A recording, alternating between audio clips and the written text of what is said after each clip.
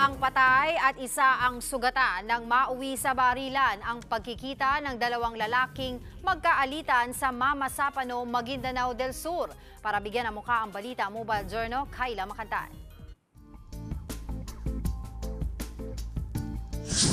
Nauwi sa palitan ng putok ang pagkikita ng magkaalitang motorista sa Maguindanao del Sur.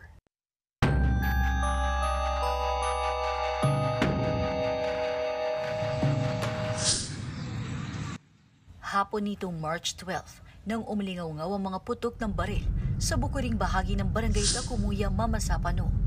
Pauwi na sana sa kanilang bahay ang biktimang kinilala na si Alimudin, 34 anyos, nang makasalubong niya mga sospek na sina alias Dom at Gary. Binalikan umano siya ng dalawa at doon na sila nagkapalitan ng putok. Dead on the spot si Alimudin matapos tamaan sa ulo. Nakatakbo naman ang dalawang sospek pero naaresto rin sa pagtutulungan ng mga pulis at residente. Hindi po siya political related, bali personal grudge ng bawat grupo. Nagkatagpo lang sila sa isang area kaya yun ang nangyari. Pero bigo ang mga otoridad na ma-recover ang firearms. Ganon din ang mga basyo ng bala sa crime scene.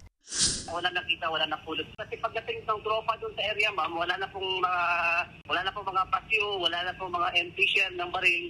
So hindi ma-identify kung anong klaseng baril ang ginamit doon. Nakakulong na ngayon sa Mama Sapano Municipal Police Station si Dom, habang naka-hospital arrest naman si Gary, na nasa pool ng biktima sa dibdib na haharap sila sa kasong murder. Mobile Journal, Kayla Makantan, hatid ang mukha ng balita.